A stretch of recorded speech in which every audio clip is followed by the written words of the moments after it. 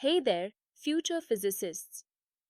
Let's start today's adventure with a question. Have you ever watched a car crash on TV or in a movie?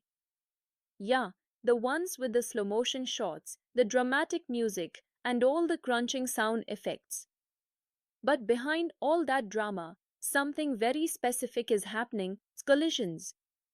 And no, I'm not just talking about fender benders. Collisions happen everywhere, from the smallest atoms bouncing off each other to those billiard balls ricocheting around the table. In physics, we've got two big ideas to help us understand what happens when objects collide: momentum and energy.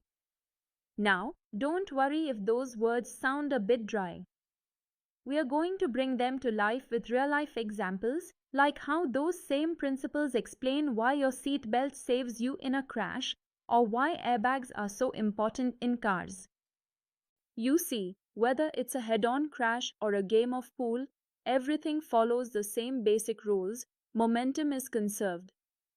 This means that the total momentum before a collision equals the total momentum after the collision, unless there's an outside force. Let's dive deeper into this, shall we? Alright, let's start with momentum. Imagine two cars on a straight road. One is moving and the other is stationary. Now, when they collide, what happens? Momentum is conserved. That means the total momentum before the collision equals the total momentum after the collision, as long as no external forces are involved. It's like a game of billiards. When one ball hits another, the total momentum before and after the collision remains the same. Here's how we say it in physics: mass 1 times velocity 1 initial plus mass 2 times velocity 2 initial equals mass 1 times velocity 1 final plus mass 2 times velocity 2 final. So in simple words, momentum before equals momentum after. Think of it like a dance floor. One dancer, the cue ball, bumps into another dancer, the eighth ball. The first dancer might slow down, but the second dancer starts moving, and the total dance momentum is conserved. This is why we can predict the outcome of pretty much any collision, whether in billiards, car accidents, or even molecular collisions in chemistry. Pretty cool, right? Now, let's talk about two kinds of collisions: elastic and inelastic. In a perfect elastic collision, like two bouncing balls, both momentum and kinetic energy are conserved. No energy is lost, it's just transferred from one object to the other. But what if the objects stick together, like a clay ball thrown against a wall?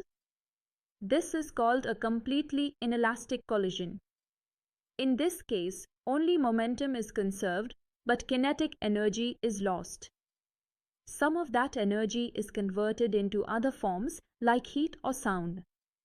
The difference? Simply put, elastic collisions preserve all energy while inelastic collisions don't. Imagine two billiard balls hitting each other. After the collision, they bounce away, keeping their energy. In a car crash, the cars might crumple, losing energy to deformation, making it inelastic. Let's get into the math a little with one-dimensional collisions. Imagine you're in a car that crashes into a stationary object. Now, don't worry, no real crashes here. But in physics, when two objects collide head-on, we can predict exactly what will happen using our trusty momentum conservation formula. So, for a collision in one dimension, we use mass 1 times velocity 1 initial plus mass 2 times velocity 2 initial equals mass 1 times velocity 1 final plus mass 2 times velocity 2 final. Let's say you have the masses and initial velocities. You can solve for the final velocities, velocity 1 final and velocity 2 final, by applying these equations together. A fun example: imagine a billiard game where the cue ball hits another ball. Using these formulas, we can calculate their velocities after the collision, all based on their masses and initial velocities. Now, What happens when objects collide in two dimensions? Imagine two billiard balls, but this time they're rolling in different directions. In two-dimensional collisions, we need to think about momentum conservation in both the x and y directions. Here's the tricky part. For the x-axis, mass 1 times velocity 1 initial equals mass 1 times velocity 1 final times cosine of the angle 1 plus mass 2 times velocity 2 final times cosine of the angle 2. For the y-axis, 0 equals mass 1 times velocity 1 final times sine of the angle 1 minus mass 2 times velocity 2 final times sine of the angle 2. These two equations give us the final velocities of the objects in each direction.